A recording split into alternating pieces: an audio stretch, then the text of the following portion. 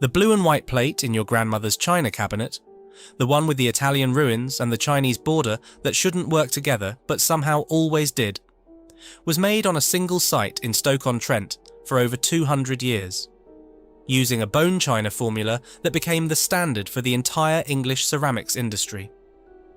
Then a company that made grinding wheels bought the factory, and for the next 42 years it passed through 7 owners who'd never touched clay. 80% of production was shipped to Indonesia. The plates that came back wouldn't stack with the originals.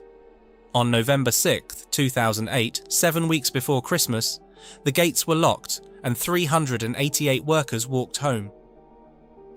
Today, Church Street houses artist studios and a tea room, but Blue Italian is still being made, 500 metres down the road, bearing a backstamp that reads, "Made in England."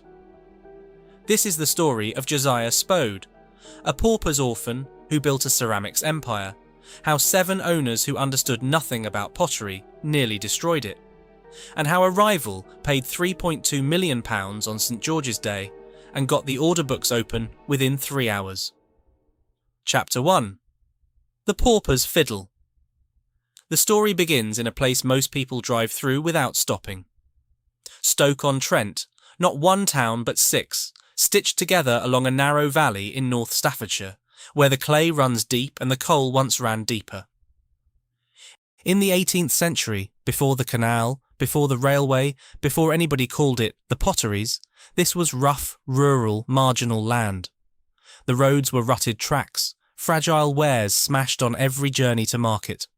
Potters worked in low sheds with dirt floors, firing crude earthenware in small kilns that belched smoke into a sky already darkened by the surrounding collieries. It wasn't glamorous, it wasn't grand. But the clay was right, the coal was close, and men with strong hands and stubborn ambition could make something from almost nothing. Josiah Spode was born into almost nothing.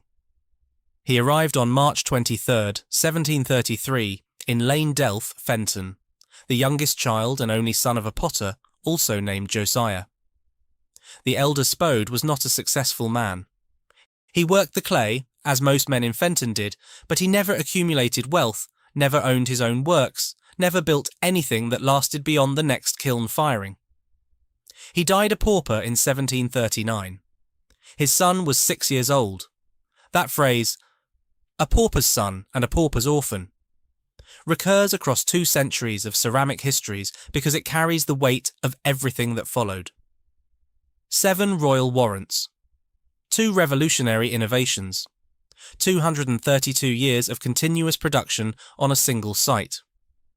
All of it grew from a 6-year-old boy left with nothing in a Staffordshire village where the only trade was clay. What happened in the decade after his father's death is largely unrecorded. Parish records and workhouse ledgers from the 1740s are fragmentary at best. What we know for certain is that on April 9, 1749, the 16-year-old Spode turned up at the works of Thomas Wealden in Fenton Vivian. And his life changed. Wealden was one of the most accomplished potters of his generation, experimental, commercially sharp, endlessly curious. The commonly repeated claim that Spode was apprenticed to Wealden is, according to former Spode Museum curator Pam Woolliscroft, more fiction than fact.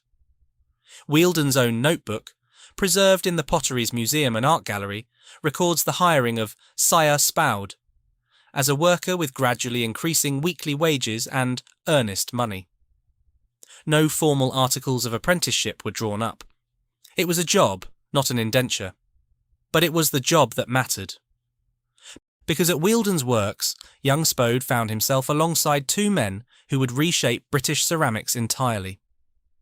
The first was Josiah Wedgwood, who became Wealden's business partner from 1754 to 1759, and would go on to build the most famous pottery name in the world. The second was Aaron Wood, whose son Enoch Wood later became one of Staffordshire's most celebrated potters in his own right. 3 future titans of an industry, all working under the same roof, learning from a man whose endless curiosity and willingness to experiment shaped every one of them. Wealden's works was a school disguised as a pottery, and the 16-year-old orphan from Fenton was paying attention. Spode left Wealden around 1754. On September 8th of that year, he married Ellen Finlay, a haberdasher, a woman who understood trade, understood money, understood the difference between making things and selling them. It wasn't a romantic match in the novelistic sense. It was a partnership between two people who knew that ambition without capital was just dreaming. What followed was 16 years of grinding, methodical preparation. Spode rented a works at Shelton from about 1760. He managed a pottery for William Banks and John Turner of Lane End from 1762 to 1770, producing creamware, white stoneware and blackware, the bread and butter products of the Staffordshire trade.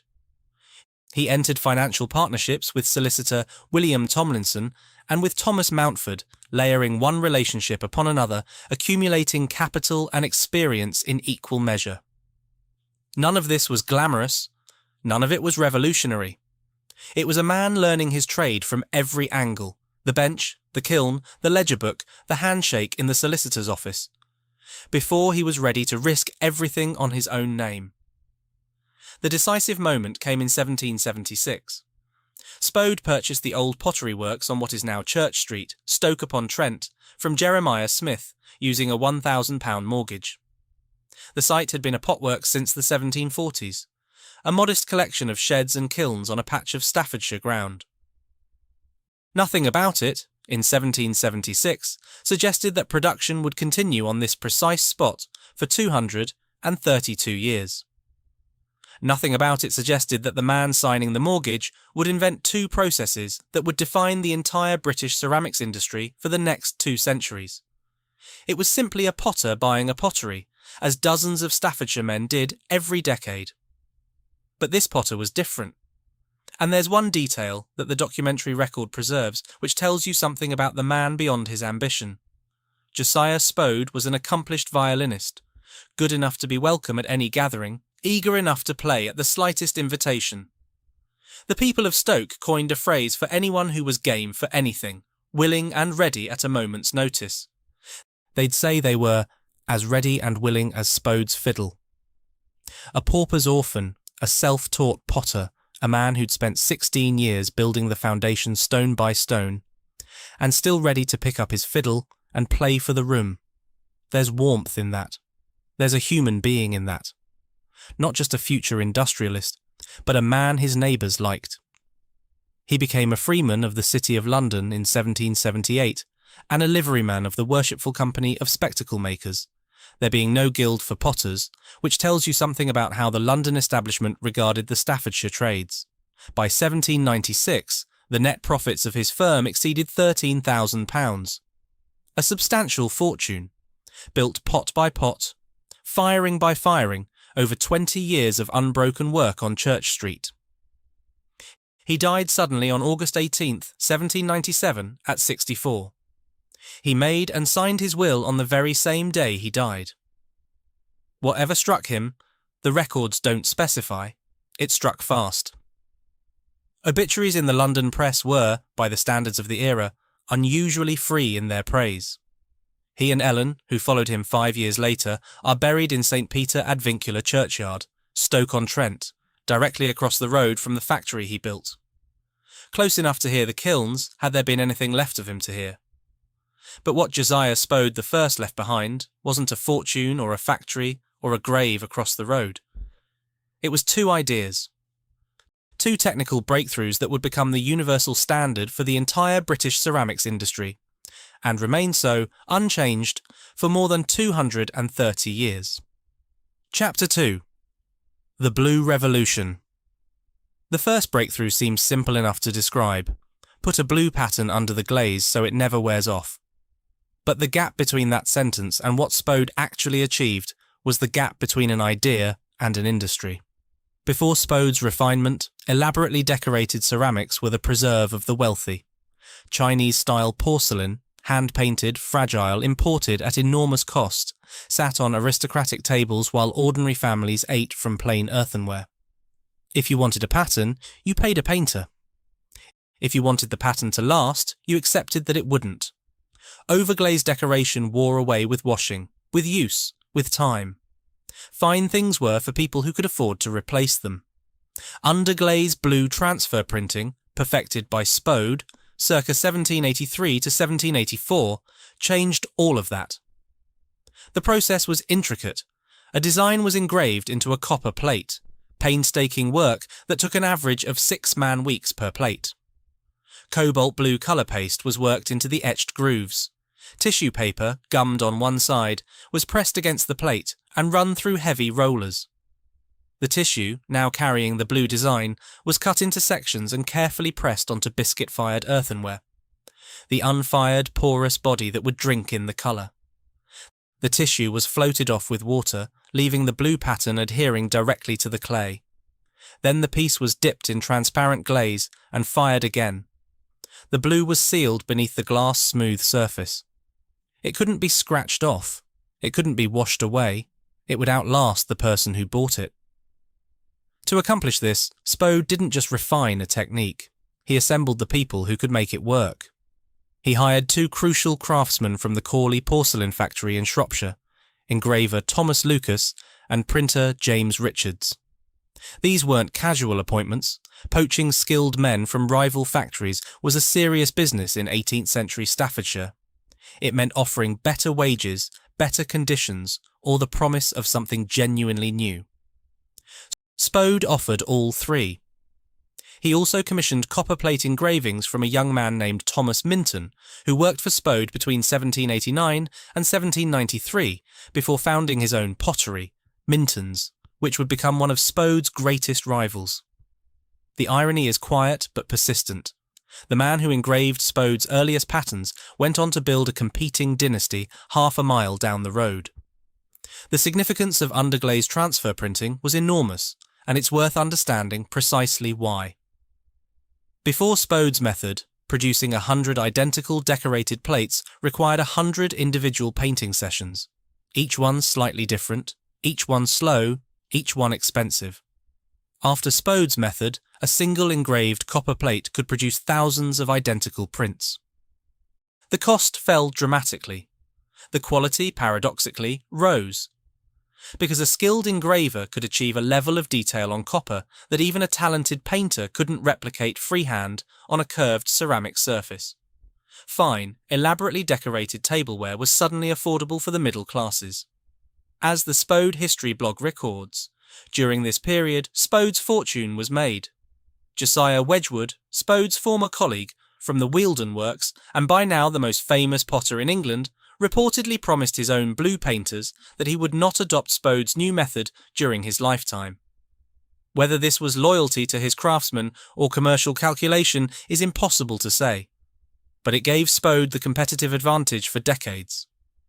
Blue and white transfer printed earthenware became, in the words that recur across multiple ceramic histories, a standard feature of Staffordshire pottery. It didn't just transform one factory. It transformed a global market. The second revolution was, if anything, more consequential. Bone china. The problem with English porcelain in the late 18th century was fundamental. True Chinese hard-paste porcelain, the material that had captivated European courts for centuries, required firing temperatures that English kilns and English clay couldn't reliably achieve. Earlier English factories at Bow and Chelsea had experimented with adding bone ash, calcined ox bones, ground to powder, to the porcelain mix, achieving proportions of around 40 to 45%. The results were imperfect, inconsistent colour, unpredictable translucency, variable strength. What Spode did between approximately 1789 and 1793 was both radical and deceptively straightforward. He abandoned the common practice of calcining bone with other ingredients. He simplified the recipe to just 3 components, and he standardized the proportions. Approximately 6 parts bone ash, 4 parts Cornish china stone, and 3.5 parts Cornish china clay. Roughly 50% bone ash, 25% stone, 25% clay. The result was a porcelain that was brilliantly white, translucent when held to the light, resonant when struck, and strong enough to survive daily use. Strike a Spode bone china cup with your fingernail and it rings. A clear, bell-like tone that cheaper ceramics can't produce. That sound became the signature of quality. The commercial breakthrough was as important as the aesthetic one.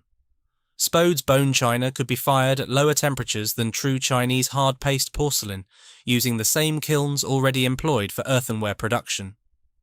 A factory didn't need to invest in new equipment to produce it, and the lower firing temperatures opened a wider palette of decorative colours. Pigments that would have burned away at higher temperatures survived and flourished under the gentler heat. Spode hadn't just invented a new material, he'd invented a new material that fitted seamlessly into existing infrastructure. No direct documentary evidence survives recording the exact date of the breakthrough. No dated trial pieces, no recipe books, no diary entries from this period. An invoice to William Tatton from 1796 proves bone china was being sold by that year. But the precise moment when Spode looked at a fired test piece and knew he'd got it right is lost. Antoinette Fay-Hallé, curator of Sèvres, the most prestigious ceramics museum in France, declared the Spode factory, without doubt the most important factory in the 19th century. The formula Spode standardised became the industry standard for all English bone china. It remains so today, more than 230 years later. Every piece of English bone china produced anywhere in the world still uses, in essence, the recipe a pauper's orphan worked out in a Staffordshire pottery in the last decade of the 18th century. 2 innovations, 1 man. Both became universal, both outlasted him by centuries, and both were perfected on that single site on Church Street, the modest works he'd bought with a £1,000 mortgage in 1776. The foundation was laid. What followed was an empire. Chapter 3. The Flautist and the Tea Trader. Josiah Spode II was baptised on May 25, 1755, in Stoke-on-Trent, 22 years before his father bought the Church Street works, 42 years before he'd inherit them. He was, in the assessment of the Spode Museum Trust, magnificently prepared to take over. And the preparation was deliberate. From 1775, the younger Spode managed his father's London warehouse at 4 Street, Cripplegate, the commercial end of the business, where Staffordshire pottery met London money. He wasn't learning how to throw a pot. He was learning how to sell one, who bought fine ceramics, what they wanted, how to present a Staffordshire product to a London buyer who had French porcelain and Chinese imports to choose from instead. For over 2 decades, Josiah Spode II absorbed the commercial intelligence that would turn his father's technical genius into a national brand. His personal life carried its own weight. His wife, Elizabeth Barker, died in London in 1782. He never remarried. When his father died suddenly in August 1797, making and signing his will on the day he died, the younger Spode returned to Stoke and took command of both the factory and its expansion. He was 42 years old, widowed, experienced and determined. Under Spode II, the Church Street Works became the largest pottery in Stoke, and what the Museum Trust calls a preeminent manufacturer of fine ceramics of every kind.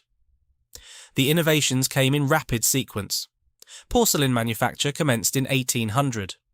Raised unburnished gold decoration, a technique that gave gilded surfaces a rich matte lustre, was introduced in 1802. Opaque porcelain, an early form of ironstone china, followed in 1805. Stone china arrived in 1813. Felspar porcelain, harder and more translucent than standard bone china, was developed by 1821. Each one expanded the range of what a single factory could produce. Each one brought new customers through the London showroom door. But the man who made the London operation run wasn't a Spode at all. He was a tea trader. William Copeland was born in 1765.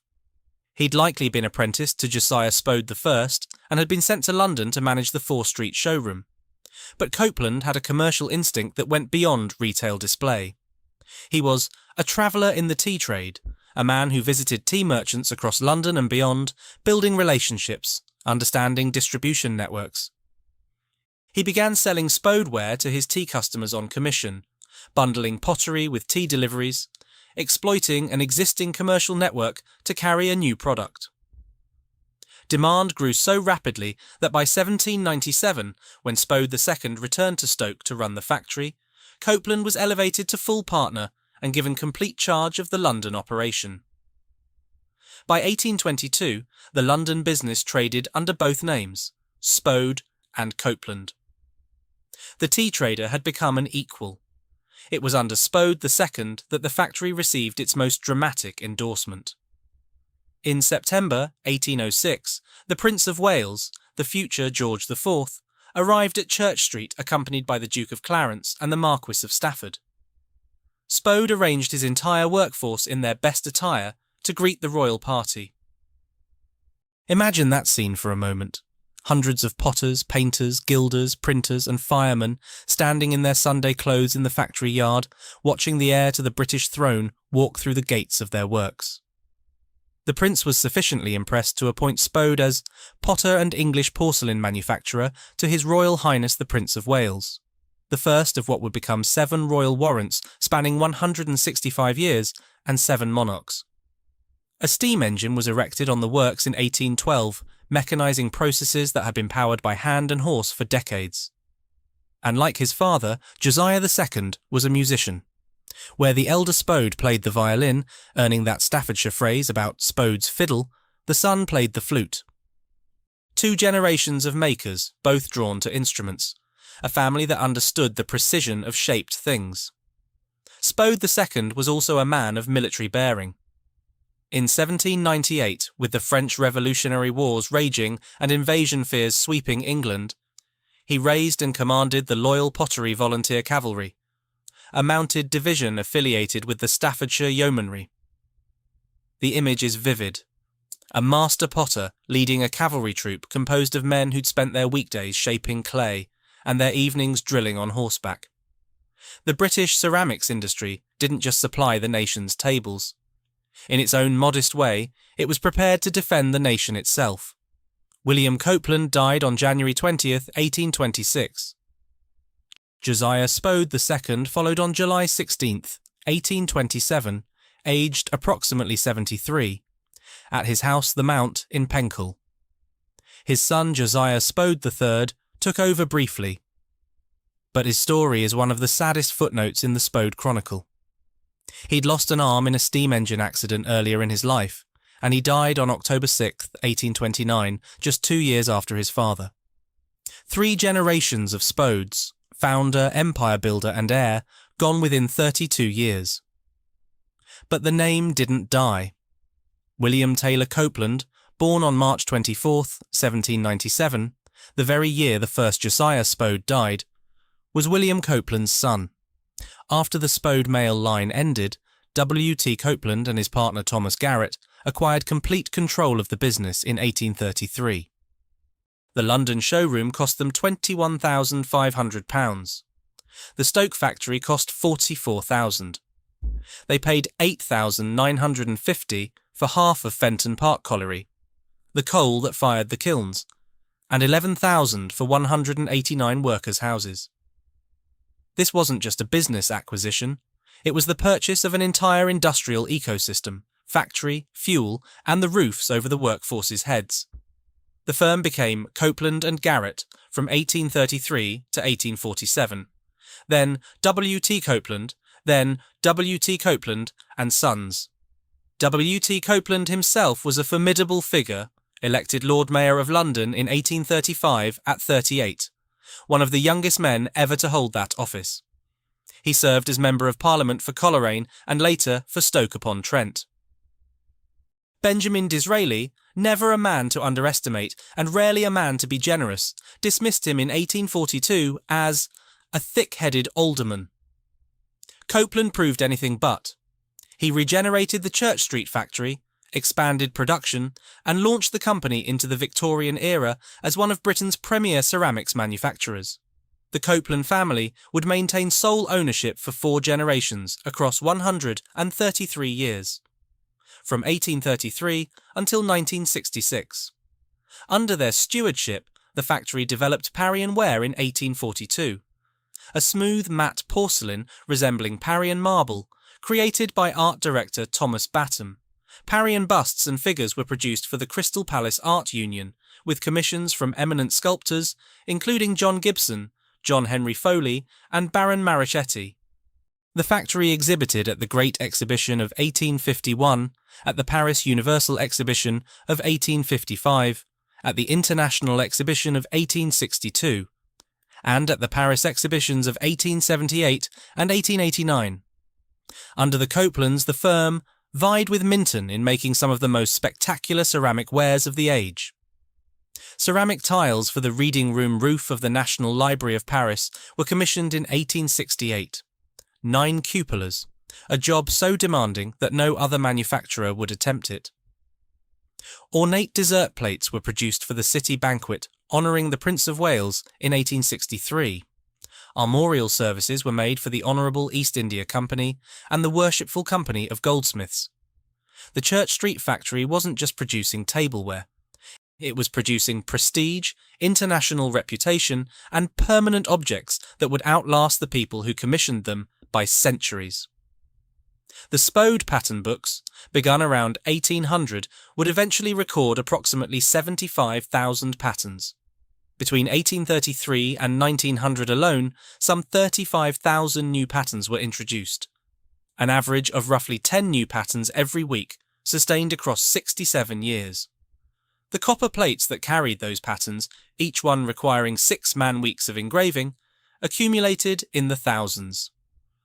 By the time the archive was counted, there were 25,000 of them, the largest collection of engraved copper printing plates in the world.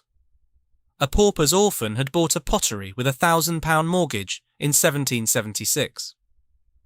By the mid-Victorian period, the Church Street factory was 10 acres of buildings, 22 bottle ovens, and a workforce that would peak at 2,000. It had warrants from royalty, commissions from foreign governments, and a bone china formula that every other English potter had adopted as the industry standard. The name Spode meant quality in a way that transcended commerce. It meant that beautiful things could be made in a Staffordshire town by ordinary people with extraordinary skill, and that those things could end up on tables from London to Paris to Calcutta. The foundations were secure, the dynasty was established, the reputation was bulletproof. And the most famous pattern of all, the one that would end up in every grandmother's china cabinet, was about to be born. Chapter 4. The Bottle Ovens of Church Street. At its physical peak, the Church Street factory occupied approximately 10 acres and encompassed roughly 90 buildings arranged around courtyards. A labyrinth of workshops, kilns, warehouses and decorating studios that had grown organically over more than a century, one extension butting up against the next, the whole complex pressing tight against the terraced streets that surrounded it. A worker arriving for the morning shift would have walked through a neighbourhood built around the factory, past houses owned by the company, along streets whose residents were employed by the company, toward gates that opened onto a world of controlled fire, fine dust, and extraordinary skill. 22 bottle ovens towered above the site. These were the defining structures of the potteries. Enormous brick-built, bottle-shaped constructions up to 70 feet high, visible for miles, belching smoke that blackened walls, choked lungs, and darkened the sky across 6 towns for the better part of 2 centuries. The outer structure, called the hovel, was the bottle shape itself, wider at the base, narrowing toward the top, to create the updraft that pulled flames through the firing chamber. The inner chamber was cylindrical, with a domed roof and walls a foot thick, reinforced with iron bands called bonts to prevent the structure cracking under the relentless thermal stress. Each firing consumed between 10 and 30 tons of coal. An average oven held about 2,000 saggers, fireclay protective boxes that shielded the wares from direct flame and ash, and larger ovens held 3,000 or more. A biscuit firing, the first firing that hardened the raw clay body, took 3 days. A glossed firing, the second firing that fused the glaze to a glass-smooth finish, took 2. The entire process was only 11% energy efficient. The remaining 89% dissipated as smoke, heat, and the slow blackening of everything within a quarter-mile radius. The monthly magazine described the scene in 1823. Pervade the space your fancy has thus pictured, with suffocating smoke, vomited forth incessantly from innumerable fires. At their peak in the 1930s, approximately 2,000 bottle ovens operated simultaneously across the 6 towns of Stoke-on-Trent. The medical officer reported in 1878 that chimneys may, at any time, be seen vomiting forth black smoke, filling the streets and roads to such an extent as sometimes to impede vision beyond a distance of a few yards. J.B. Priestley, visiting in 1934 for his book English Journey, wrote of the bottle ovens as a fantastic collection of narrow-necked jars or bottles peeping above the housetops on every side. It was a volcanic landscape. It was also, to the people who lived in it, simply home. Inside the factory, the workflow followed a sequence that hadn't fundamentally changed since Josiah Spode the first time, though scale and steam power had transformed the pace. Throwers shaped clay on the potter's wheel, their hands wet, their movements practiced to the point of reflex. Spode's shapebooks from around 1820 survive. Delicate thumbnail sketches with handwritten instructions to throwers and turners about precise size requirements. The weight of clay to use, the curve of a handle, the angle of a spout. These were engineering drawings disguised as craft notes. Every cup, every plate, every tureen had to match the master shape within tolerances that only hands with years of training could achieve. Turners refined the thrown shapes on lathes, paring away excess clay to achieve the final profile. From at least the 1830s, these lathes were powered by machinery driven by a Boulton and Watt steam engine installed in 1802. The same engineering firm that had powered the Industrial Revolution's textile mills and iron foundries, now harnessed to the business of making teapots. The whine of the lathe, the hiss of steam, the rhythmic thud of the potter's wheel. These were the sounds that filled the Church Street workshops from first light until the shift ended. The transfer printers occupied a world of their own. They were the custodians of Spode's signature technique, the underglaze blue printing that had made the factory's fortune. Each engraved copper plate was a work of art in itself, carved over 6 man-weeks of painstaking labour. The printer warmed the plate, worked cobalt paste into the engraved grooves, wiped the surface clean, then pressed dampened tissue paper onto the plate and ran it through heavy rollers.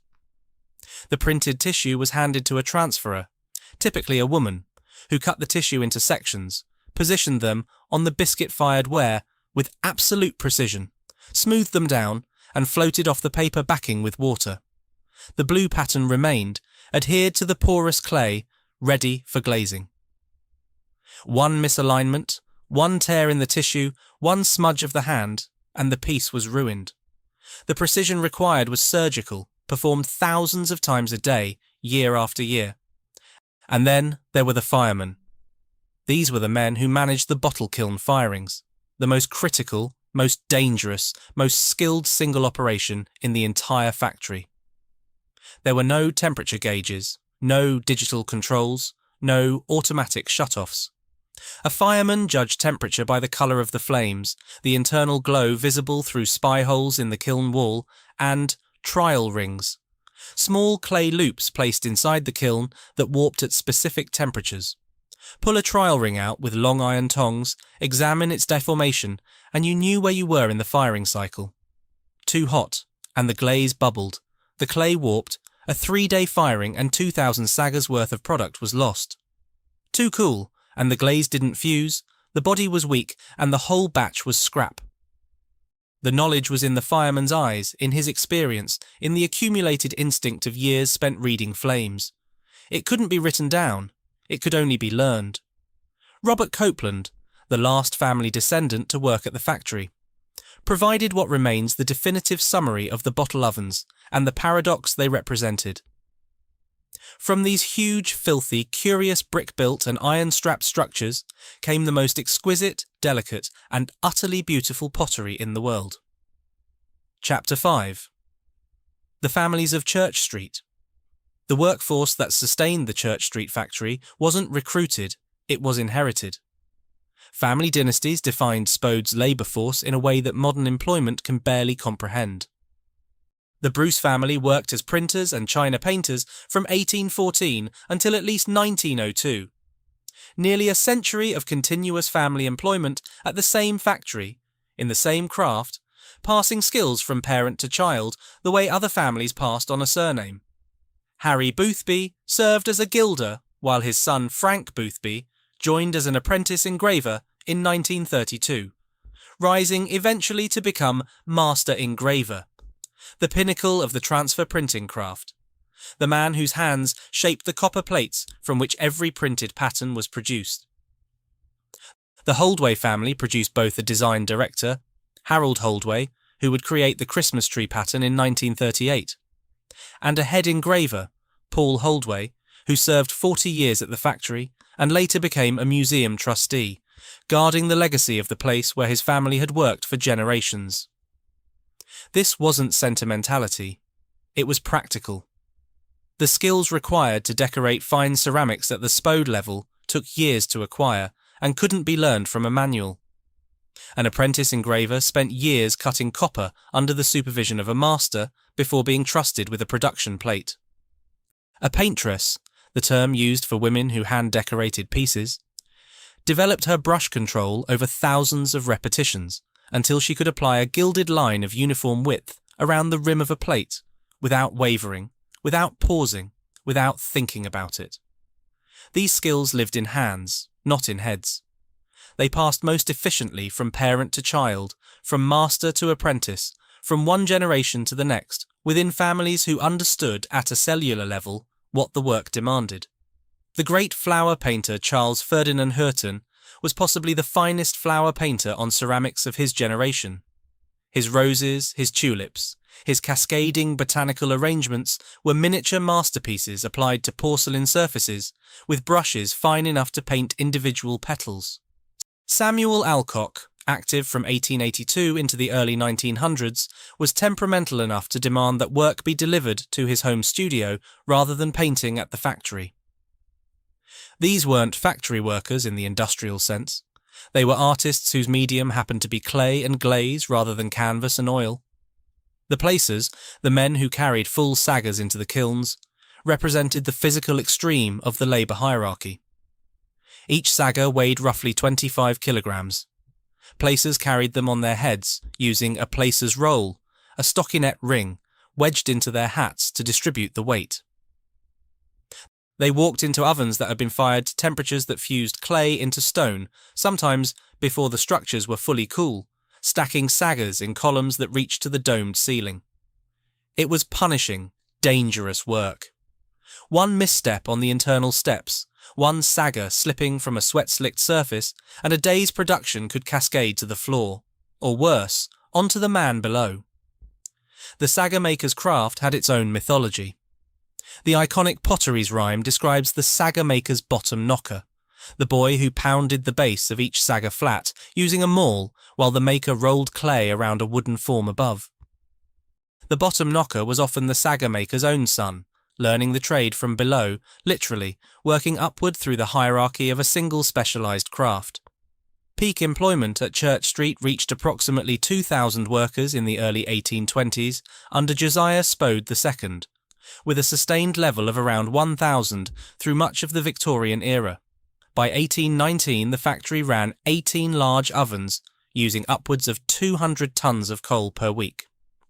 These weren't just numbers. Each number was a person who walked through those gates, who knew the smell of the slip house and the heat of the kiln, whose wages went home to a family in the terraced streets that pressed up against the factory walls. When the factory later closed in 2008, 5 workers from the same Stoke family lost their jobs simultaneously. One former employee's ashes are buried on the factory site itself. That's how deep the connection ran. The boundary between the factory and the community it sustained wasn't a wall, it was a membrane.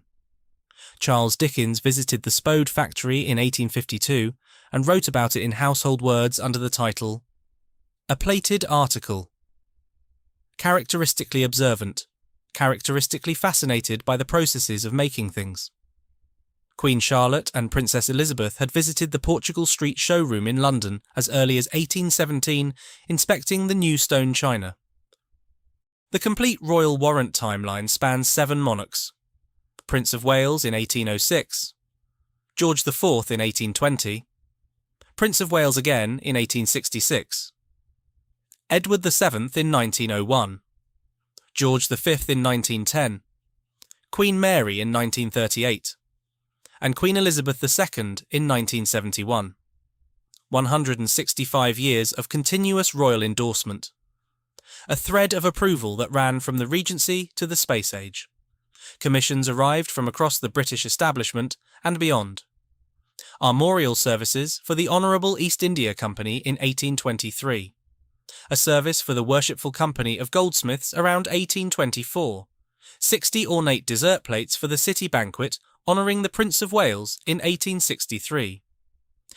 And in 1868, ceramic tiles for the reading room roof of the National Library of Paris. 9 cupolas, a commission so technically demanding that no other manufacturer in Europe would attempt it. Spode did. The tiles went to Paris, were installed, and they're still there. The factory didn't just make things, it made the community around it, the terraced houses, the coal that fired the kilns and heated the homes, the generations that followed each other through the gates morning after morning, decade after decade, until the rhythm of Church Street was as familiar as breathing. Chapter 6. Blue Italian and the Grandmother's Cabinet. Of the approximately 75,000 patterns recorded in the Spode pattern books, one transcended the rest.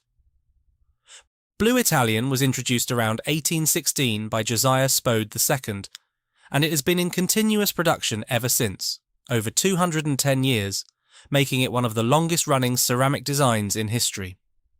It is by any measure the single most recognisable piece of British tableware ever produced. The design itself is a composite fantasy. It depicts a classical Italianate landscape, ruins that resemble the Great Bath at Tivoli near Rome, a river, rustic houses of the Latium type, a castle echoing those of Piedmont or Lombardy, shepherds and lovers. Surrounding this pastoral scene is a Chinese-inspired Imari Oriental border of exotic flowers and scrolls, directly copied from an Imari design on Chinese export porcelain, dating to approximately 1735. The designer is unknown.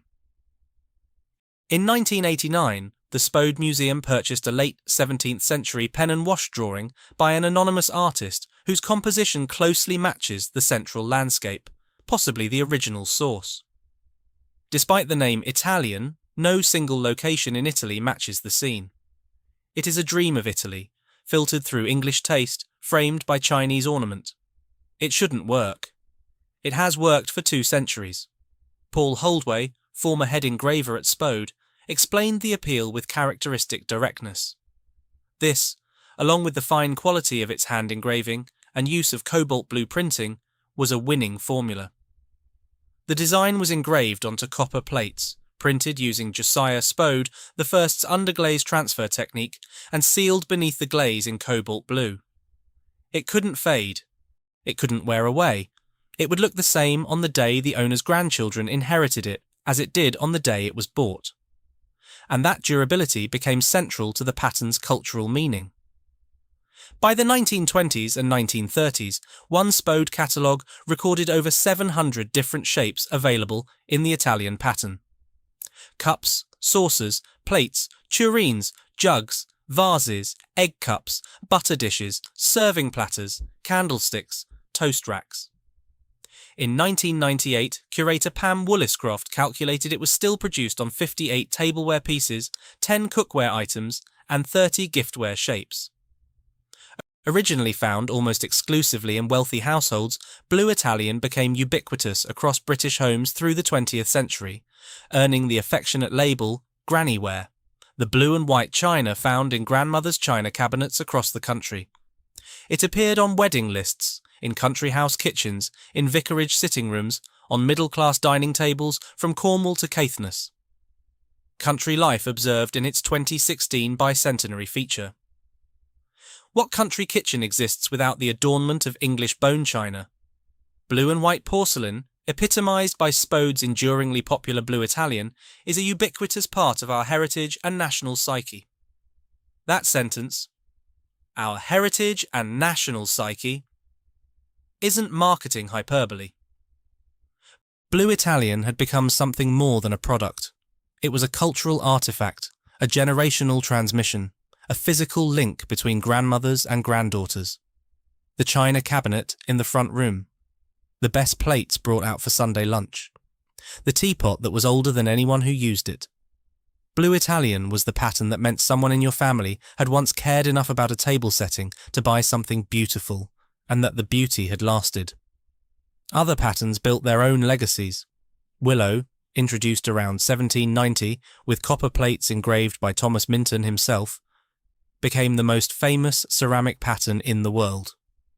It isn't, as many believe, a copy of a Chinese original. It's a composite English design, a fantasy of Chinese bridges, pagodas, willow trees, and fleeing lovers that never existed anywhere except on Staffordshire earthenware. Tower, introduced around 1814, was adapted from Merigo's views of Rome and its vicinity.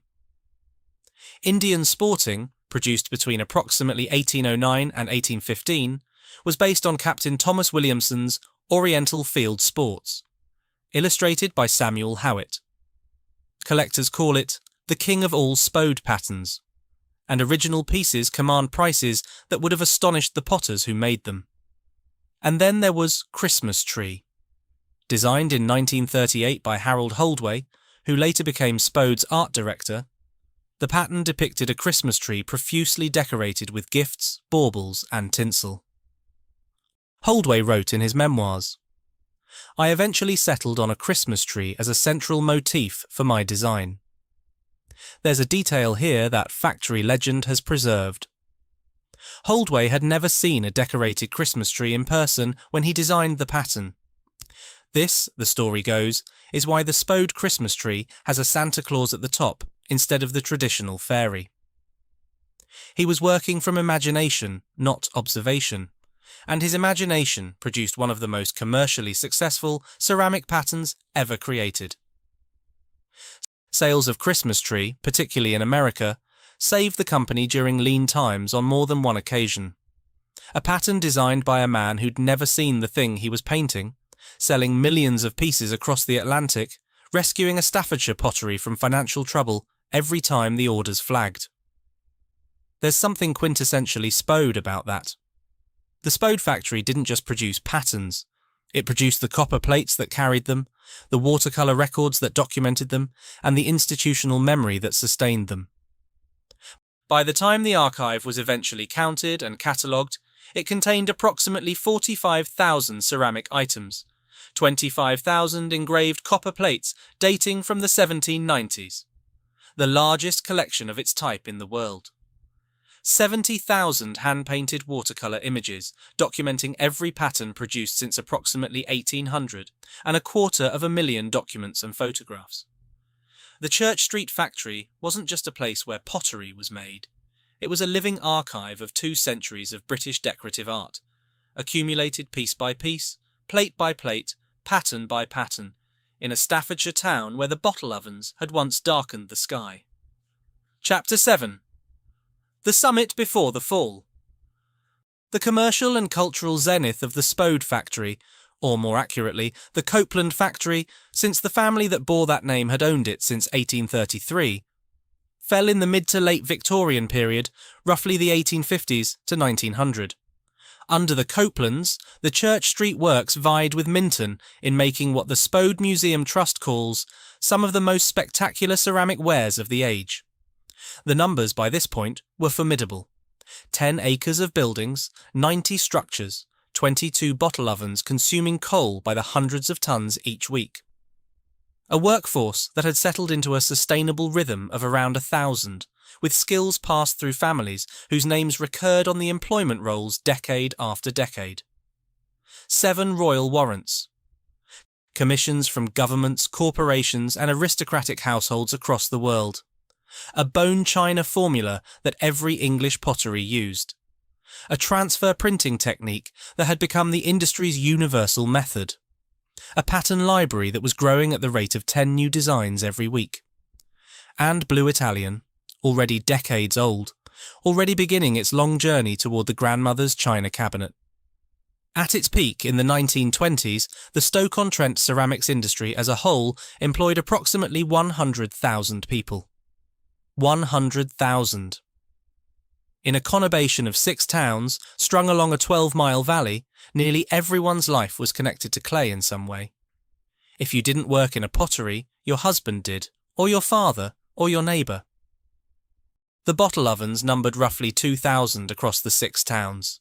The air was thick with coal smoke. The terraced streets smelled of slip and glaze and the particular damp of fired clay. Arnold Bennett, born in Hanley in 1867, immortalised the landscape in his 5 Towns novels. Anna of the 5 Towns, The Old Wives' Tale, Clayhanger. He renamed Burslem as Bursley, Hanley as Hambridge, Stoke as Knype, Longton as Longshaw, Tunstall as Turnhill.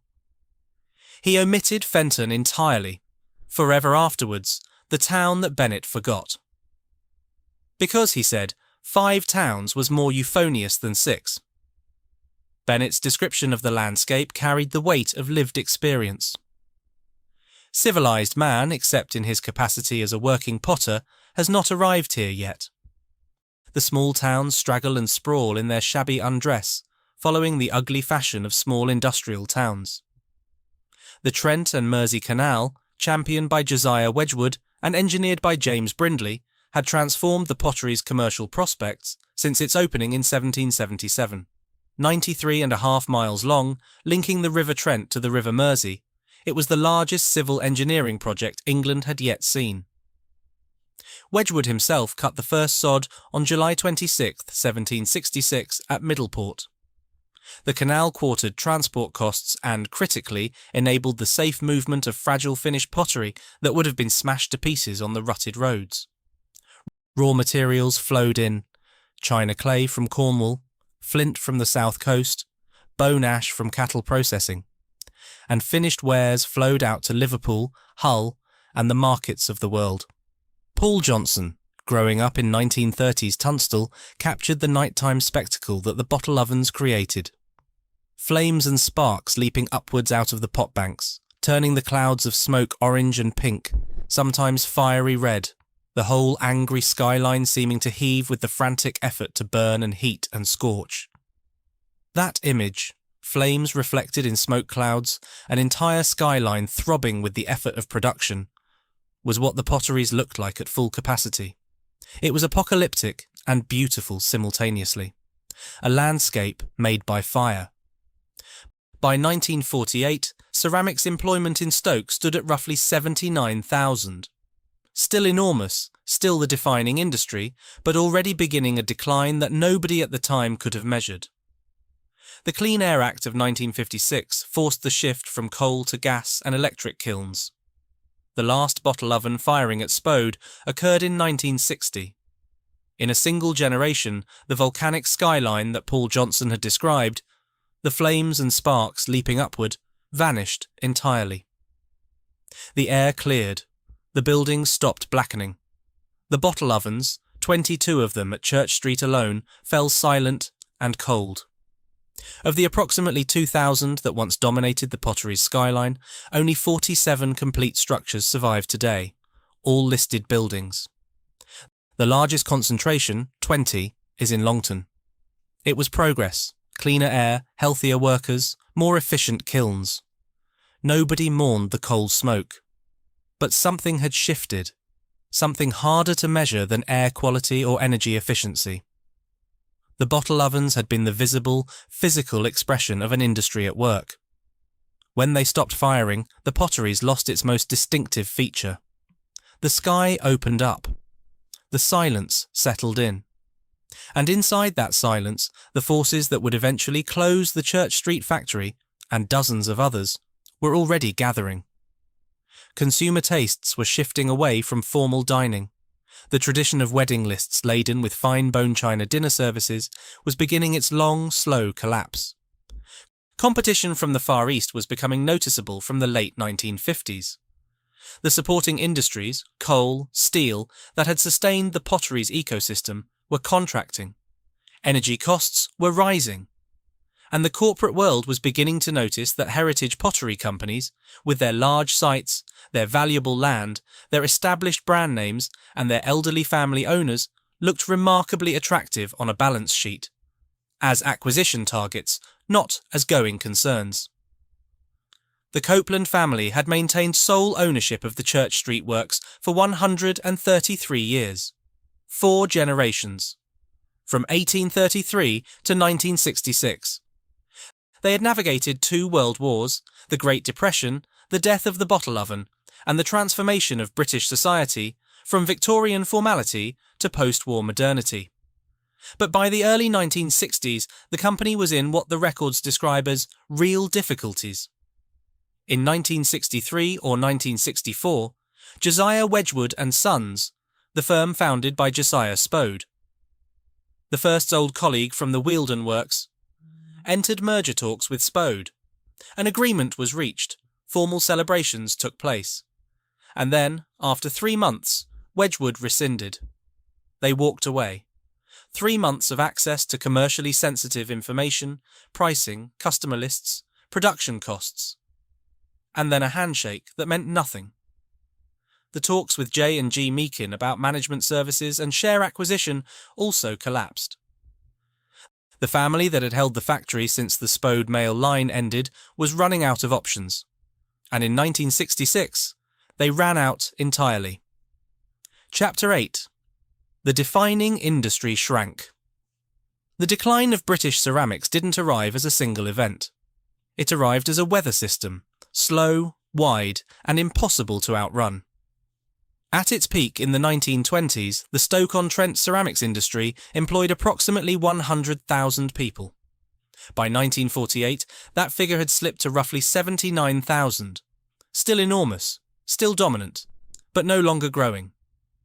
Then the descent steepened. By 1979, 52,700. By 1991, 23,000. By 2002, 13,000. By 2008, the year the Church Street gates were locked, somewhere between 7,200 and 9,000. By 2025, approximately 5,000. A loss of over 90% of jobs from peak to present. 74,000 positions eliminated over 7 decades. In the 1970s, roughly 200 pottery factories still operated in Stoke-on-Trent. Today, approximately 30 remain. The forces were multiple, and they reinforced each other with a cruelty that no single policy or decision could have prevented. Competition from the Far East became noticeable from the late 1950s. By the 2000s, Chinese ceramics could be produced at a fraction of British costs. Labour was cheaper, energy was cheaper, regulation was lighter, and volume was staggering. EU anti-dumping duties of up to 50% on Chinese ceramic imports provided some protection, but enforcement was inconsistent and circumvention rampant. A 2025 EU Commission investigation found Chinese dumping margins as high as 446.5%, meaning Chinese producers were selling ceramics in Europe at less than a quarter of their true production cost, absorbing the losses to destroy European competitors. The playing field wasn't level. It wasn't even on the same continent. Energy costs compounded the damage. By 2025, UK industrial electricity cost approximately 28 pence per kilowatt hour. France paid 9 pence. Spain paid 8. The United States paid 7. A Stoke pottery firing the same kiln using the same amount of power to produce the same product was paying 3 to 4 times what a French competitor paid. This wasn't a marginal disadvantage. It was structural. A standard British-made mug cost approximately £43 to produce. An imported equivalent cost £3. The gap was unbridgeable by quality alone. Consumer tastes shifted alongside the economics. The tradition of the formal dinner service, the wedding list laden with bone china, the best plates in the cabinet, the generational investment in tableware, collapsed across the second half of the 20th century. Casual dining replaced formal entertaining. Takeaway culture displaced home cooking. Cost of living pressures pushed consumers toward cheap, imported tableware that could be replaced rather than cherished. The emotional economy that had sustained Spode for 2 centuries, the belief that a dinner plate was something worth spending money on, something worth keeping, something worth passing down, eroded beneath the feet of every heritage pottery in Stoke-on-Trent. Rob Flello, former Labour MP for Stoke-on-Trent South and later CEO of the British Ceramics Confederation, described what the industry faced as a perfect storm: high energy costs, cheaper Asian imports, the cost of living crisis, collapse of supporting industries like steel and coal, technological change, loss of export competitiveness, and rising relative labour costs. It wasn't one storm. It was 7 storms arriving simultaneously, and the potteries stood in the path of all of them. For Spode specifically, the seeds were planted the moment the Copeland family's grip loosened. The merger talks with Wedgwood in 1963 or 1964 had collapsed acrimoniously. Wedgwood walking away after 3 months with commercially sensitive information, having celebrated a deal it never intended to complete. Talks with J and G Meakin about management services and share acquisition also fell apart. By the mid-1960s, the Copelands had been running the Church Street Works for 133 years and 4 generations. They understood ceramics, they understood the workforce, they understood the rhythms of the bottle ovens, the demands of the London showroom, the expectations of the American market. But understanding wasn't enough any longer. The family was exhausted, the capital was thin, and the industry around them was contracting. They needed a partner. What they got instead was a buyer who knew nothing about pottery and cared even less. Chapter 9. The Carousel begins. In 1966, the Copeland family sold the Church Street Works and the Spode name to the Carborundum Company of the United States, a manufacturer of abrasives, grinding wheels and industrial ceramics.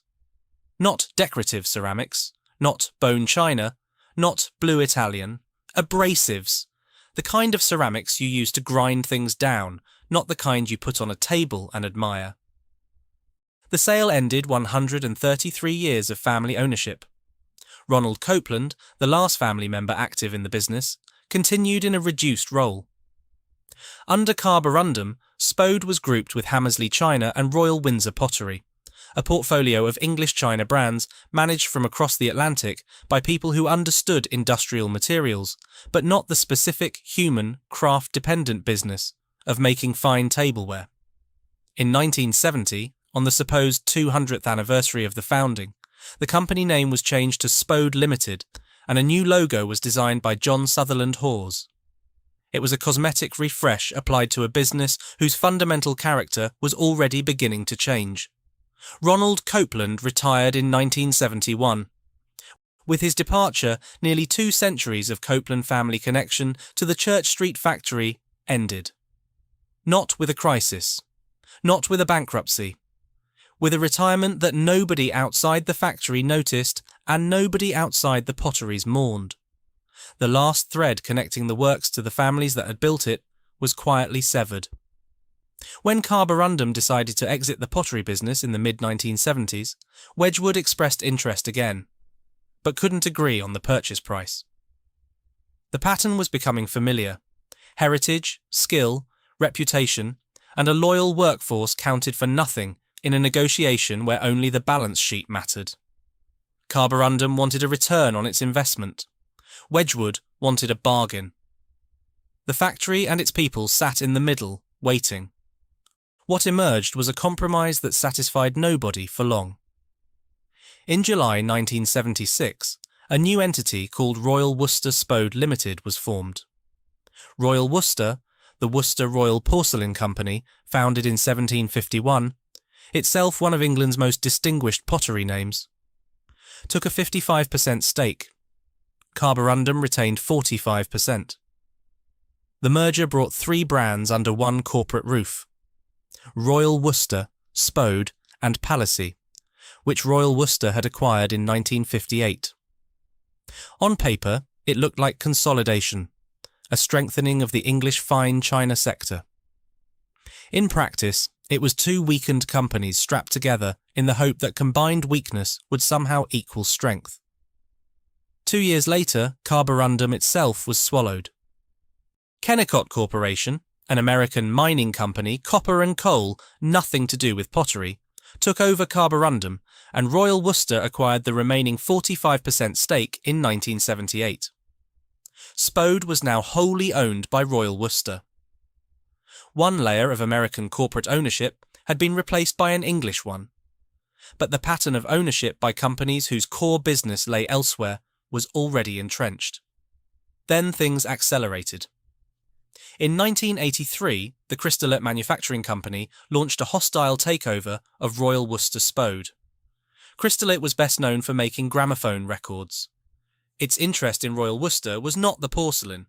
It was the ceramics-based electronics components division, a technology business embedded within a heritage pottery company, valuable in ways that tea services and dinner plates were not.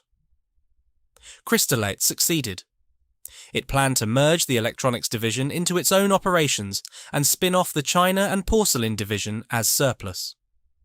The China division, the part that contained 200 years of Spode heritage, the Church Street factory, Blue Italian, the copper plates, the workforce, was the bit they didn't want. In 1984, Crystallate sold the porcelain division to LRC International. LRC stood for the London Rubber Company. Their products included rubber gloves, paint rollers, paintbrushes, and contraceptives. A condom manufacturer now owned one of England's most distinguished fine china companies. The juxtaposition requires no editorial commentary. The facts carry their own weight. Under LRC, Royal Worcester Spode launched its largest ever dinnerware collection, adding roughly 60 new patterns aimed primarily at the American market. It was an expansion designed not by potters, but by corporate strategists who saw the US as a growth market and threw product at it. LRC's real ambition was larger. They wanted to use Royal Worcester Spode as a platform to acquire Wedgwood, merging the two into Britain's leading porcelain group. The bid was referred to the British Monopolies and Mergers Commission and rejected. The grand strategy failed. Royal Worcester Spode slipped into losses under LRC in the late 1980s, and the company was sold again. In 1988, Derby International acquired the business. Derby International also owned the Rayleigh Bicycle Group, Bicycles and Bone China, another corporate marriage born not of expertise or affinity, but of financial opportunity. The corporate structure was reorganized again. The US branch became Royal China and Porcelain Companies, based in New Jersey and led by President Jim Barch and Executive Vice President Jim Day. The UK business was renamed the Porcelain and Fine China Companies Limited. Production of Palissy and Hammersley ranges ceased entirely by 1988 or 1989. The Palissy pottery itself was demolished in August 1989. A brand that had been producing for decades, obliterated in a morning's work with a demolition crew. In 2001, the Portuguese ceramics group Vista Alegre acquired a 25% stake, with an option to acquire full control by 2005. Vista Alegre, at least, understood ceramics, but they didn't exercise the full acquisition option. The partnership provided neither the investment the factory needed nor the strategic direction its workforce deserved. Count them. From 1966 to 2008, Carborundum, Royal Worcester Spode, Kennecott through Carborundum, Crystallate, LRC International, Derby International, Vista Alegre. 7 different corporate owners or structures in 42 years. An American abrasives manufacturer, a gramophone record company, a rubber glove maker, a bicycle company, a Portuguese ceramics group. None of them had built anything on Church Street. None of them had fired a kiln, engraved a copper plate, or watched a transferer position a tissue print on a biscuit-fired plate with the precision of a surgeon. As the Spode Museum Trust recorded, the factory saw wealthy owners come and go, while successive generations of families on the factory floor maintained the traditions that gave the brand its value. The people doing the buying understood assets. The people doing the work understood craft. The two groups never met in the middle. Chapter 10. The Indonesian Betrayal. The corporate carousel was damaging enough. But the decision that killed the brand's relationship with its own customers, the decision that collectors would never forgive, came from within. From 2007, approximately 80% of Spode's production was outsourced to the Far East, primarily Indonesia. The logic, from a boardroom perspective, was straightforward. Indonesian labour costs were a fraction of Stoke's. Volume could be scaled. Price points could be lowered. A wider range of consumers could be reached. Management argued that customers would prefer lower-priced products. It was, on paper, a reasonable commercial calculation. It was, in practice, a catastrophic misreading of what the Spode name actually meant. One collector described receiving outsourced blue Italian, and the account is devastating in its specificity. I hardly recognised the china. It was an odd almond colour with an indistinct bluish pattern that seemed like a caricature of the original.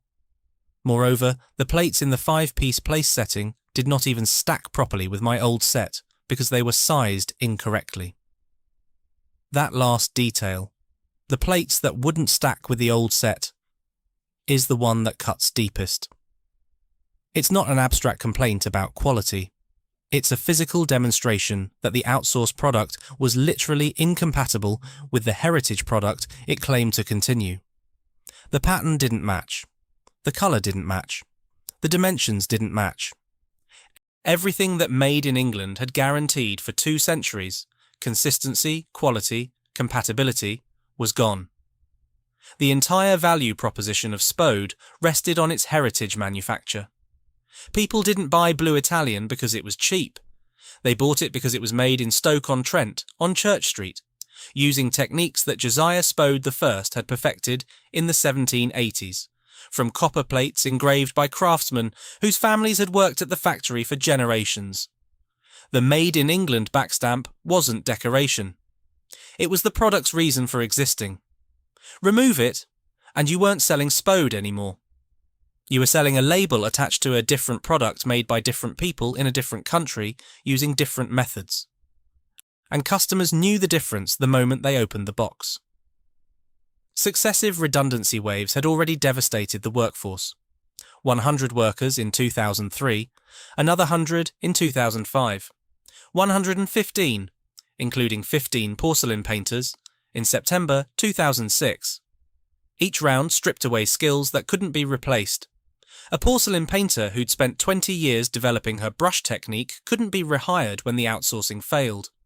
An engraver who'd left couldn't walk back through the gates and pick up where he'd left off. The institutional knowledge that had accumulated over 2 centuries, the knowledge of how to fire a particular kiln, how to mix a particular glaze, how to position a transfer print so that the seam fell where it wouldn't be noticed, walked out the gates with every redundancy notice. Revenue in the mid-2000s was approximately £48 million, with 1,290 employees. By 2008, only 388 employees remained in Britain. The Church Street factory, which had once employed 2,000 workers across 10 acres, was operating with a skeleton crew producing a fraction of its historical output. The outsourced products were alienating the loyal customers.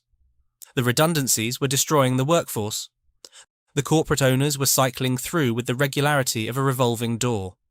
And in the background, the global financial crisis of 2008 was gathering force. The Friends of the Spode Museum charity had been formed in 2006, 2 full years before the collapse, specifically at the invitation of the directors of the Spode Company to raise funds. At the time when the company's collapse was imminent, for the urgent removal off-site of the Spode Museum collection. The directors themselves knew it was over. They were asking a charity to rescue the archives before the walls came down. The last curator of the Spode Museum, Pam Woolliscroft, arranged for the entire Spode archive, 250,000 documents, to be deposited at the Stoke-on-Trent City Archives in 2007 and 2008, prior to the closure of the Spode Company, as the collection was vulnerable to dispersal and destruction. That act of preservation, quiet, unglamorous, born of a curator's instinct that time was running out, saved an irreplaceable historical record.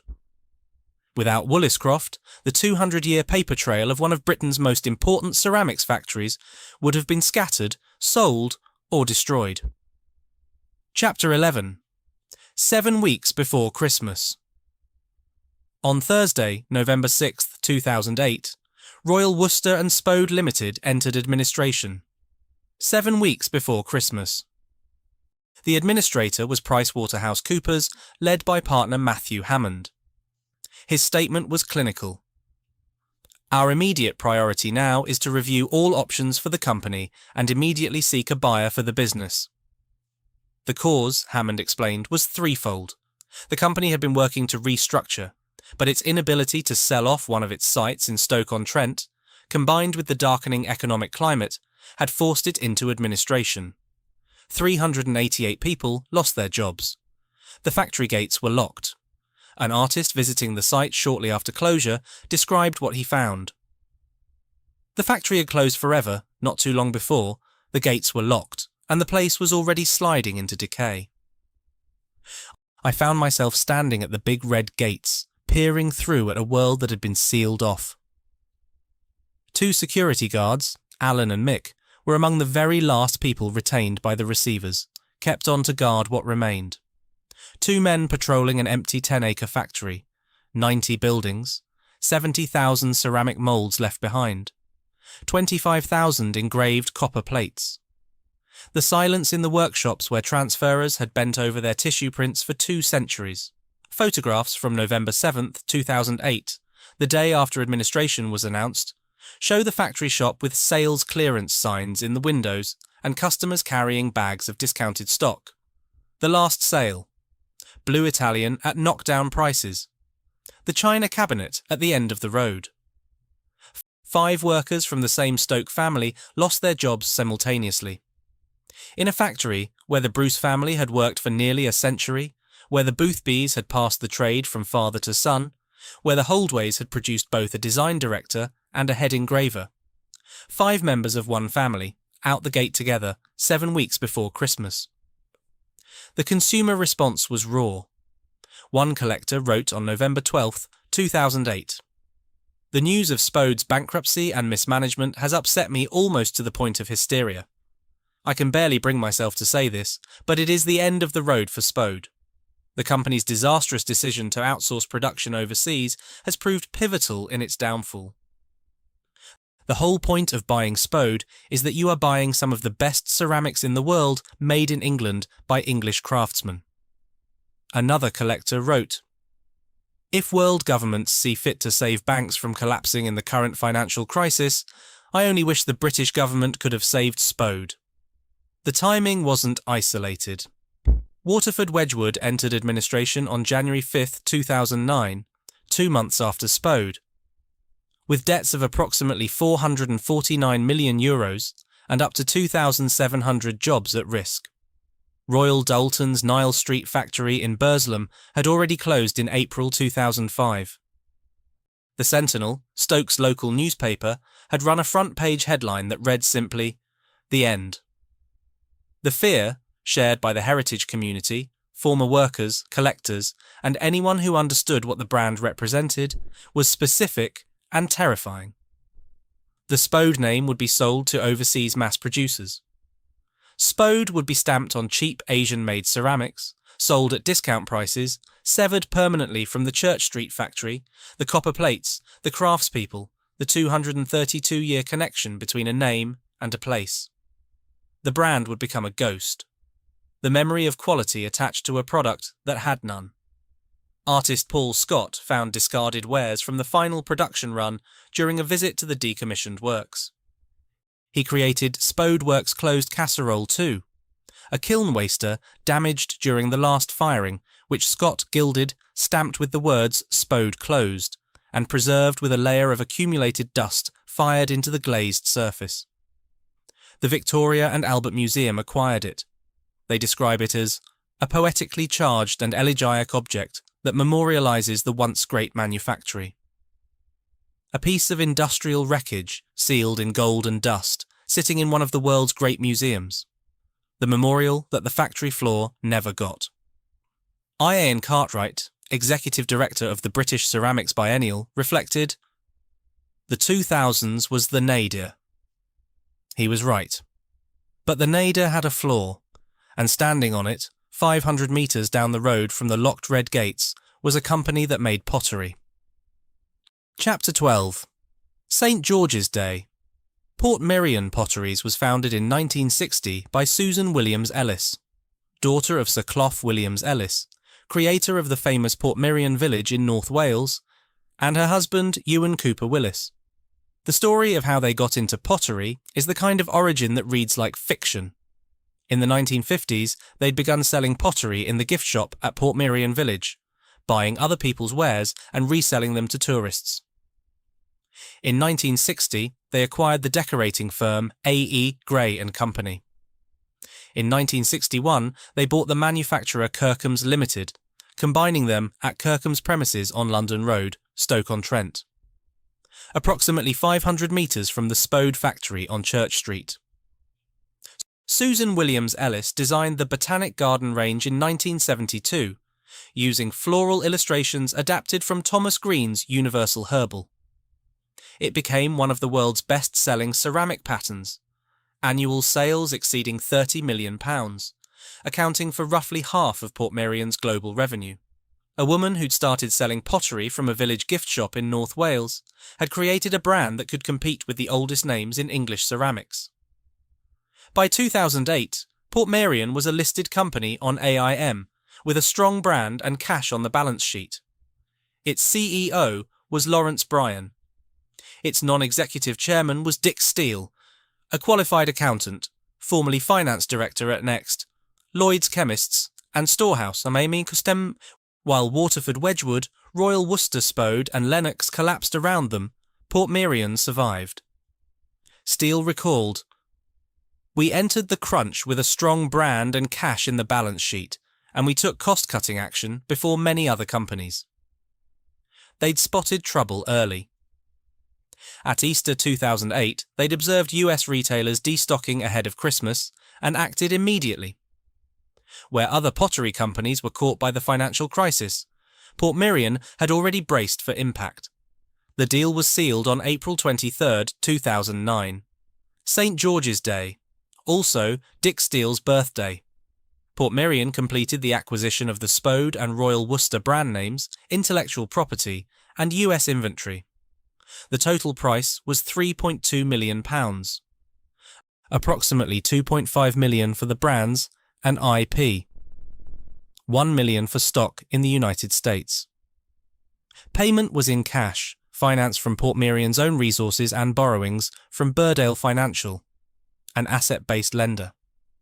Because Port Merion's clearing bank, HSBC, had refused to provide working capital facilities. Steele was, in his own words, very angry about HSBC's refusal, given Port Merion's good credit history. "They were just closed for business," he said. The administrator had played hardball. Dick Steele recalled the gamesmanship with characteristic bluntness, referencing a quip by David Blunkett about the Liberal Democrats. "That's what the receiver was doing to us. He was trying to play us off against other buyers." The specific competing bidders were not publicly named, but the threat was real, and the nightmare scenario that the Spode name would be sold to overseas mass producers who would stamp it on cheap ceramics and sever the connection to Stoke forever, was the shadow that hung over every round of negotiation. Steele called it, "the best corporate finance deal I have ever been involved in my career." Within 3 hours of completing the deal, US buyers were in Port Merion's offices signing orders for £4 to £5 million worth of Christmas stock. 3 hours. The ink on the contract was barely dry and the order books were open. Steele recalled, "It was brilliant. The speed of the revival was unlike anything the industry had seen. Full year 2009 results showed Portmeirion's pre-tax profit up 236% to £3.7 million.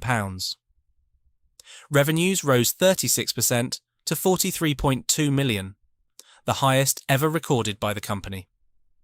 The Spode and Royal Worcester brands accounted for 20% of sales, £8.5 million, beating city forecasts of £7 million.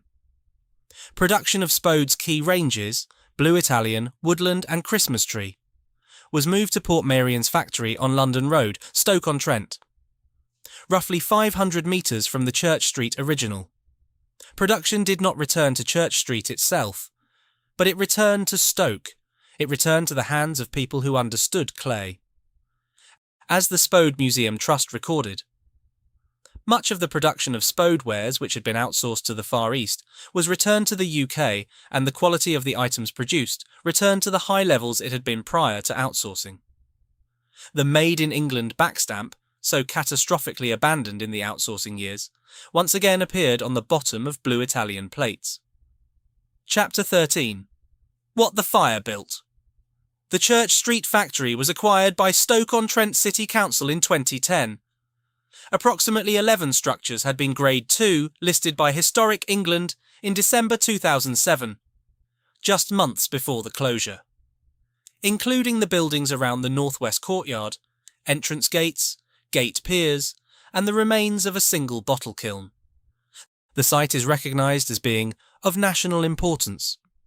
It sits within the Stoke Town Centre Conservation Area and is, alongside the Coalport Works at Ironbridge and the Davenport Works at Longport, one of the last remaining great name ceramics factories from the Industrial Revolution. Some 20th century buildings have been demolished, but the historic core survives. More than £3 million has been invested since 2015 in phased regeneration. In 2024, the council appointed Capital and Centric as development partner, with £6.5 million of levelling up funding secured.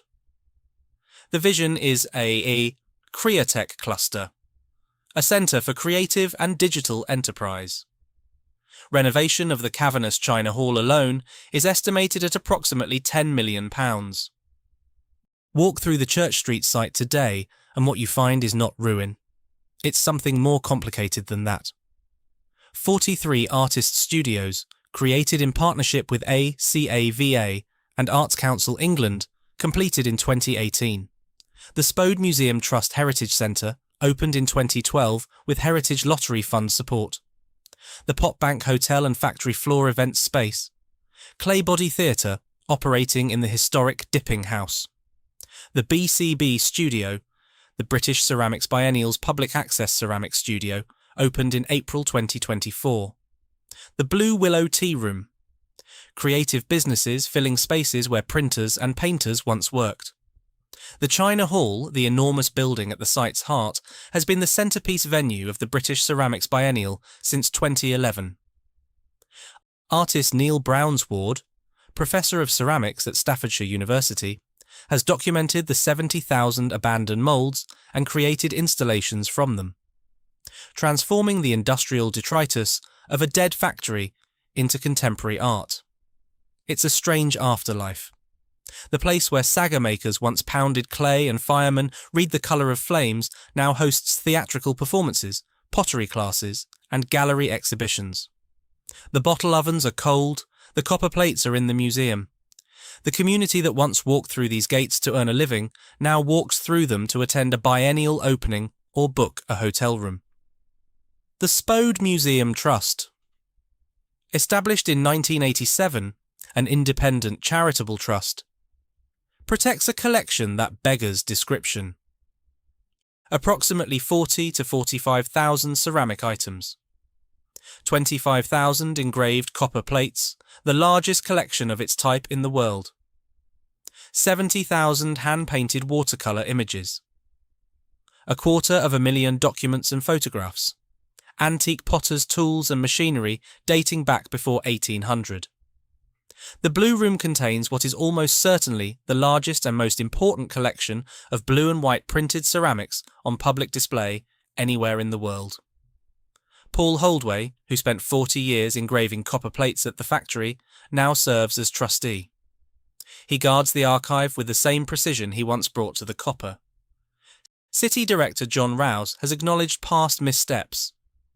We didn't recognise that the site needed to be collectively owned and community-led. The current approach emphasises heritage preservation alongside economic regeneration. Heritage Open Days feature walking tours from the Spode factory to Stoke Minster, the final resting place of 3 generations of the Spode dynasty and of Josiah Wedgwood. The wider reckoning continues. Dudson closed in. 2019. Wade Ceramics in 2022. Johnson Tiles in 2023 or 2024. Royal Stafford entered administration in February 2025. The last working pottery company in the town of Burslem, with 83 jobs lost. Moorcroft Pottery ceased trading on April 30th, 2025, with 57 jobs lost. It had held a royal warrant as potter to Queen Elizabeth since 1928. Burley Pottery issued a statement that reads like an epitaph for an entire industry. The city of Stoke-on-Trent has become used to factories closing and to the shift of ceramic production overseas. This has been the story for more than 50 years. But survivors persist. Emma Bridgewater, producing over 1.3 million pieces per year at the former Victorian Eastwood Works in Hanley, each touched by more than 30 pairs of hands. Burley at Middleport, the world's oldest working Victorian pottery. Grade 2-star listed, restored with a £9 million investment. Producing the only ceramics in the world still using the original underglazed tissue transfer printing technique that Josiah Spode perfected 240 years ago. Churchill China in Tunstall. Steelite International in Middleport. Portmeirion Group on London Road. The industry has been reduced to its bones, but the bones are still alive. And Spode, 4 consecutive years of growth under Portmeirion, increasing nearly 50% over 3 to 4 years. The current CEO, Mike Raybould, stated in 2025, "We have the skills in this city. There is nowhere with a better skill set in ceramics." In 2025, Stoke-on-Trent's centenary year, Portmeirion launched a new Made in Stoke-on-Trent backstamp and pledged to more than double production at the London Road factory over the following 2 years. Christmas Tree is being brought back to Stoke production. Blue Italian is still made at London Road. The range is much reduced. Where once there were 700 shapes, now there are dozens. But the quality, as the Museum Trust records, maintains the quality and attention to detail that made the pattern famous. One loss is permanent. Spode lost its royal warrant, held continuously since 1806, upon ceasing to trade. 165 years of continuous royal endorsement spanning 7 monarchs, extinguished by a corporate collapse. The warrant cannot be recovered. It must be granted afresh by the reigning monarch. Some things, once broken, cannot be mended. Chapter 14. The Backstamp. Robert Copeland was born in 1925 at Tittenser Chase, great-grandson of William Taylor Copeland, the man who'd bought the Church Street factory for £44,000 in 1833. He joined W.T. Copeland and Sons at 18, served in the Second World War in Bengal and Sri Lanka, then returned to Stoke and spent 3 years at the bench at the Church Street factory. His uncle Ronald insisted on it. Not the boardroom, not the London showroom, the bench. Robert Copeland learned to throw, to turn, to glaze, achieving master potter status in 1954. He earned the right to understand the product he would one day market. Known on the factory floor as Mr. Robert, he served as marketing director from 1956 until the 1966 sale to Carborundum ended the family's connection. After the 1977 merger with Royal Worcester, he was appointed historical consultant, a title that meant, in practice, that the last man who understood the factory's past was given a desk and a role that kept him close but no longer gave him power. He authored the definitive reference work Spode and Copeland Marks and Other Relevant Intelligence and, in 1967, led volunteers to save and restore the Cheddleton Flint Mill, a piece of industrial heritage that would otherwise have been lost. There's one detail about Robert Copeland that the documentary record preserves, and it's the kind of detail that scriptwriters pray for. It was through Mr. Copeland's passion for China that he met his wife Sally. Mr. Copeland spotted Sally, who was working in the China department at Peter Jones, at a Goldsmiths Livery Company Trade Association dinner, when she upturned a side plate to look at the back stamp. She turned over a plate to check who made it. He watched her do it. They married. That's the Spode story in a single gesture. A woman who cared enough about a piece of pottery to pick it up and look at its underside. A man who recognised, in that small act, someone who understood what he understood. That the maker's mark on the bottom of a plate was the signature of a place, a process, a 200-year commitment to getting it right. That the back stamp mattered. Diagnosed with prostate cancer in 2006, Robert Copeland was still having books published in 2009. He left Tittensaw in November 2009 to live with his daughter Emma Bannister in Bath. He died peacefully on September 10th, 2010, aged 85. His death notice described him as much loved and respected master potter, author, lecturer, heritage enthusiast, gardener and Spode collector. Master potter. That's what they put first, not businessman, not director. Potter. A man who'd learned his trade at the bench because his uncle understood that you couldn't sell what you didn't comprehend, and who carried the dust of the Church Street factory floor on his hands for the rest of his life. Stoke-on-Trent remains Britain's only polycentric city. 6 towns, 12 miles long, granted city status in 1925 by King George V over the objections of the Home Office, which noted the population fell below 300,000. The king overruled them, citing the city's importance as the centre of the pottery industry. Today, it's the 14th most deprived district in England out of 317. More than half the city's residents live in areas classified among the most deprived nationally. The industries that replaced ceramics, warehousing for Amazon and Sainsbury's, the online gambling giant Bet365, health and social work, provide employment but not identity.